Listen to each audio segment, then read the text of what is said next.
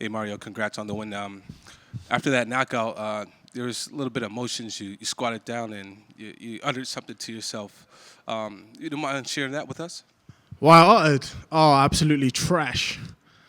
But it's all right. Trash is good. Well, from the when you knocked him out, Yeah.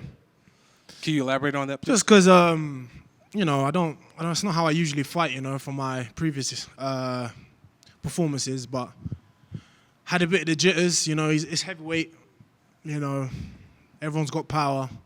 So I just waited a bit too long, shelling up a bit too long, but I got the job done.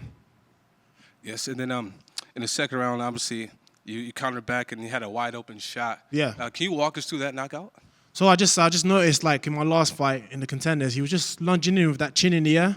So I just knew the left hook was there, and then I got him with the right, and especially when a big guy like that's coming forward, he's bringing a lot of weight behind him. So almost when I'm throwing the punch, it's just like a touch. But because he's coming hard, it feels like he's going into a wall. And then that's what put him out. So you definitely did feel like you deserve that $50,000 bonus. Oh, absolutely. After what I got hit with, I'm leaving with something. Mondo.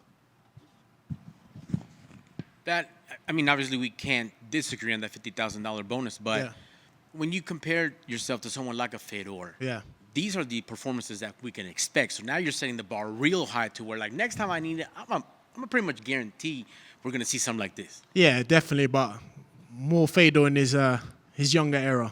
More of a dominant performance. Yeah, I'm not getting suplexed on my spine. Right. That first round was a little bit back and forth. Yeah. That's what you're upset about, right? That he was able to touch you.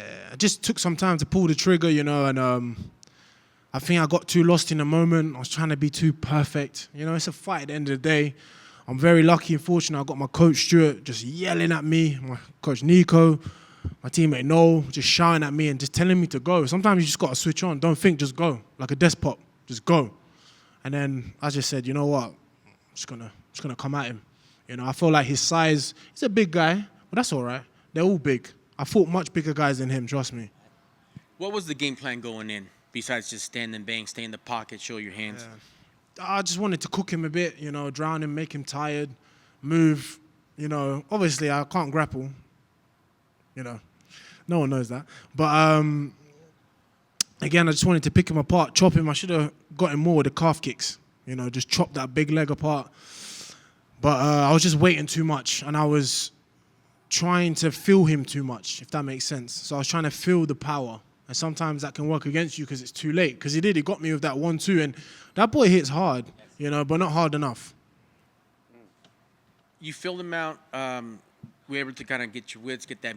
What was the talks like in between the rounds? Because you need good people by you. Nico, Yeah. To kind of like, all right, calm down. Let's get our head right. Yeah, just telling me what to do, not what I'm not doing, but just telling me what to do. Just meat and potatoes. Keep it simple. More movement.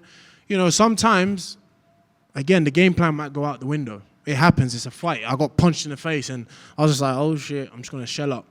But sometimes you just gotta go forward. When in doubt, go forward, jab, and push the pressure. When I started going forward, that's when I had success. I think I was going back too much and shelling up too much. And then as soon as I went forward, like in the first round, I rocked him with the right hand. I should have just believed in it and gone forward. I probably would have taken him out a lot earlier. But it is what it is.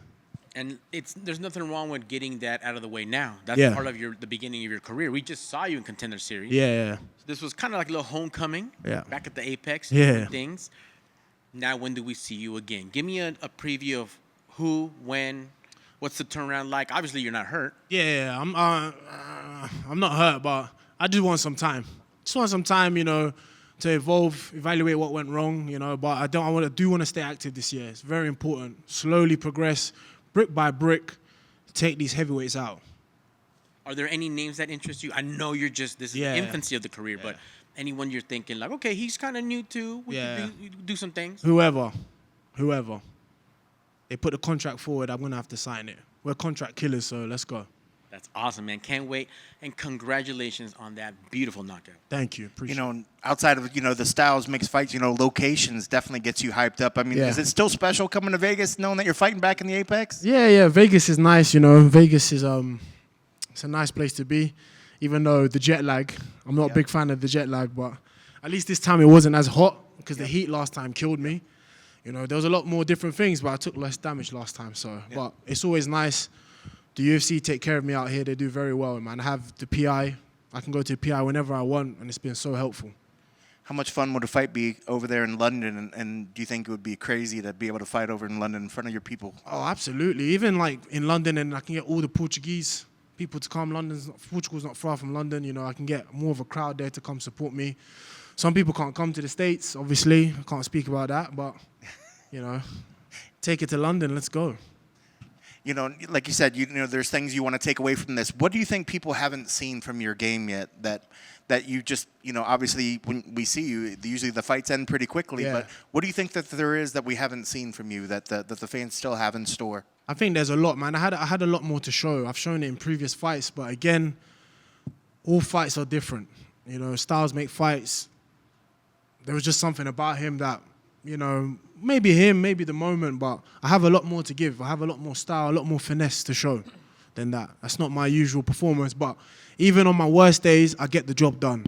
Yep. That's all that matters. There's no good or bad feeling. There's no, I couldn't get, I couldn't get the jitters out or I couldn't find my touch. I'll get the job done regardless. I don't care. I'll find a way to win. I was going to say, even it got to the point where, you know, he was definitely rushing in there and you said that you were kind of stepped on the back foot, but then you got it together and you pushed forward. So that's got to be a point of pride right there that you got out of your head and you got out of your way, you know, to get that finish. Yeah. Sometimes you just got to beat your mind. Sometimes your own mind holds you back. You know, my head was holding me back. My inner self, I had to just tell him, go away. You know, I'm going to just go forward now, you know, roll the dice, come forward and come hard. I love it. It was a great outcome. Congrats on the victory. Thank you. Appreciate you. Just one back here. So, Mario, you're 26 years old, 10-0, 70% finishing rate. After that last performance, you're one of the brightest prospects in the division. I'm just curious, what do you make of what's happening at the top of the division with your fellow countryman Tom Aspinall and John Jones? Do you think they're going to fight at the end of the year? Do you think there's going to be an undisputed heavyweight champion at the end of 2025? I don't know what to say about that. Hey, I'm happy for John to retire. John has nothing to prove. He's happy to walk away with the belt. What more has he got to prove? What does he benefit from fighting Tom Aspinall? Truly. Like, I understand Tom Aspinall's waiting. You know, it's annoying as well, but I don't think there's much for John. If he beats Tom Aspinall, it's just another title defense. So I can understand that there's a lot of negotiations going on, and he needs to find motivation to fight again. Plus, he's getting older, you know. He's got to fight this young, up-and-coming beast. You know, so it's a tough situation. But I'd like to see the fight, but I'm also happy to see him ride off to the sunset. And do you visualize a fight with Tom Aspinall yourself down the road one day, two guys from the UK going at it for the heavyweight belt? Yeah, if it gets there. I don't know if he'll be retired by the time I'm there. We'll see what happens, but it would definitely be a good domestic fight for sure, man. He's good. Well-rounded fighter. You know, he's fought my coach, obviously, over there, Stuart Austen. Hand up, there we go. You know, so we got some notes on that. But anyway, like what Tom's done for the UK is great. He's pushing UK MMA, even Leon Edwards. So I've got nothing against him. The guy is an absolute beast. You know, someone I look up to. So it'd be an honor to fight him. Congrats on the win. Thank you.